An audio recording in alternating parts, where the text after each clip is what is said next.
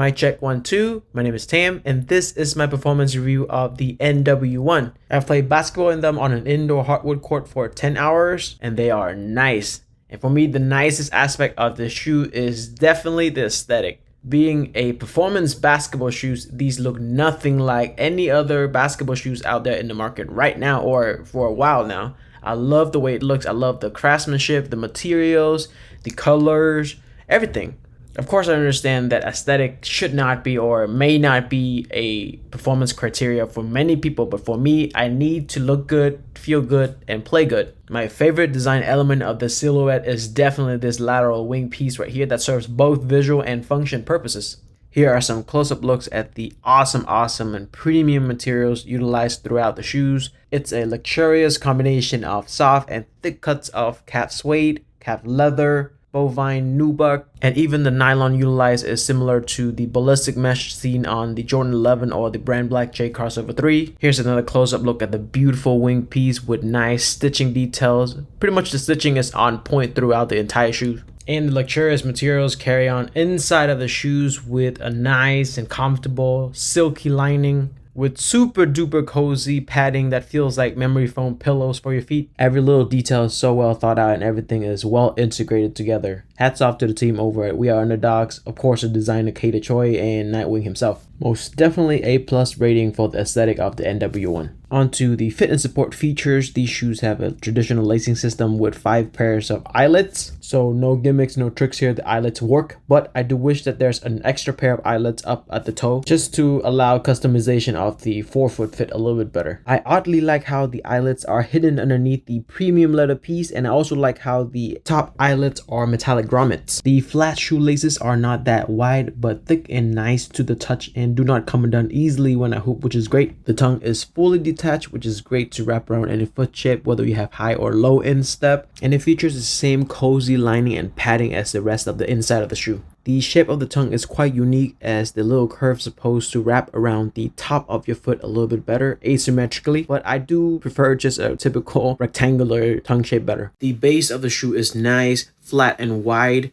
much wider than the Puma Clyde All Pro, but the wide foundation does not only come from the outrigger or the outsole, but the midsole itself or the footbed is actually wider, creating a nice stable foundation for your feet to be on. The next awesome support feature is the heel cup. Aside from the super cozy memory foam like padding and the silky soft lining that I mentioned before, the actual sculpting of the heel is really nice. It is so nice and ergonomically designed that even when I just slide my feet in before I tie my shoelaces up, the heel cups actually cradle my heels and lock it into the heel cup area as well as onto the footbed really nicely. Of course, no surprise here because Chris or Nightwing loves low top and he knows about heel lockdown. The internal heel cup is actually not that rigid, but is substantial in size and it works in conjunction with the internal heel cup padding and sculpting that I mentioned along with the traditional lacing system. Now, the best and my personal favorite support feature has got to be this wing piece right here that fits perfectly into the Nightwing design motif and of course provide great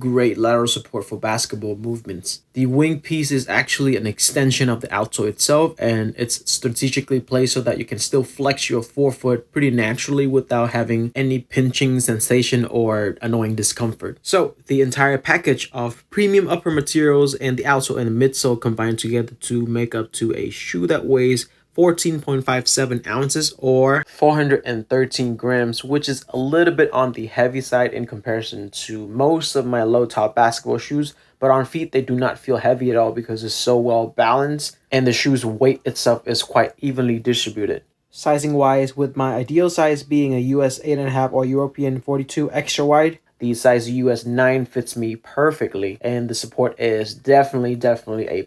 The on-feet feel really reminds me a lot of Nike Kobe's as well as 90s shoes. Alrighty, let's talk about traction. The traction pattern overall pays homage to the legendary Air Jordan 1 traction with the pivot point, and the rest of the traction pattern kind of radially spread out from that pivot point. But the more obvious reference is probably the Spider-Man's web reference with the herringbone looking spider web. And looking more closely, the grooves are nicely spaced apart and pretty thick as well. And in hand, to the touch, the feeling is a little bit odd. It is firm, but the firmness reminds me of like candles wax.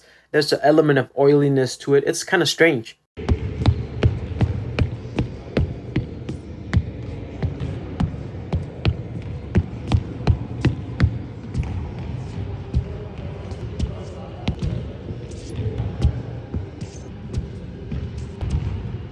So as you can or cannot hear, there's no squeak to the traction, but the bite is strong. So I was pretty much able to do any moves that I wanted to with ease and confidence. The traction held me down securely, whether it was for lateral movements, back and forth movements, or diagonal movements, or even little spin moves that I do sometimes. The overall performance of the traction is pretty solid, very dependable. Even on dusty court condition, I was able to get solid grips, and the dust or dirt can be easily wiped off. And just when I thought the traction is going to be A+, and the shoe's gonna be on my top tier legendary level, it is not because of durability.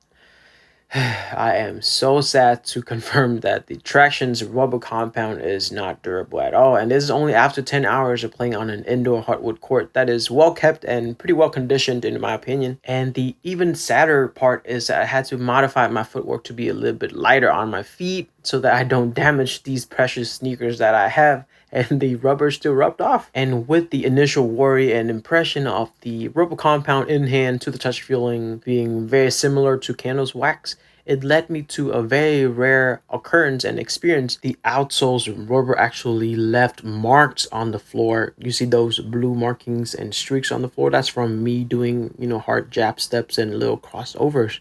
And just like candles wax, if you rub it hard against, high frictional surfaces, it'll leave marks like this. And I was so surprised. If you are the court's owner, I sincerely apologize. I didn't dare to tell you that this happened after I played because I don't want to be banned for life from the court. But look at these things. Wow, I've never experienced something like that among the hundreds of basketball shoes that I've played in. I honestly don't want to complain and make it feels like a quality control issue from the We Are Underdogs team or Nightwing himself.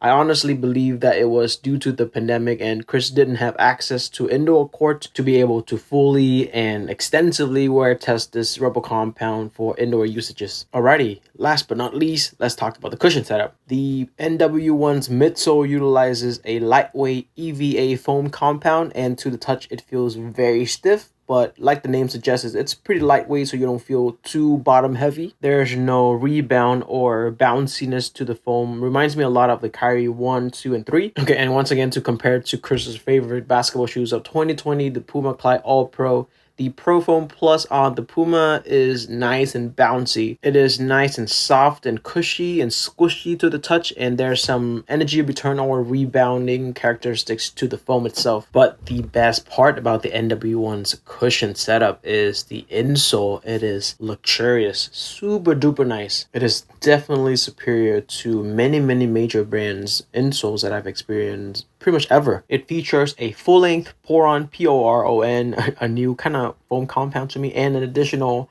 crash pad of Poron at the heel. And in hand, to the touch, it feels nice and squishy, but not too mushy. There's a certain bouncy and energy return or squishy characteristic to that compound. And on the forefoot, there's an additional layer of what looks like ortholite to me, which provide nice and comfortable step and comfort. The lining is once again that same silky and cozy lining, just like the rest of the internal side of the shoes. And underneath the insole, the strobel board is quite stiff, and I think it's made out of some sort of densely compressed paper-like foam/cardboard material that I think provides good foundation for the structure of the upper and some sort of torsional support, but it's quite stiff. And on feet, the shoes surprisingly feel pretty comfortable. I think primarily thanks to the nice premium insole. The heel to toe transition is very smooth, but once I jump, I can feel all of the impact because of the midsole is not compressing at all. And once again, the midsole not compressing reminds me a lot of the Kyrie's 1, 2, and 3, as my knees and my shins can totally feel the impact whenever I jump, especially when I test it with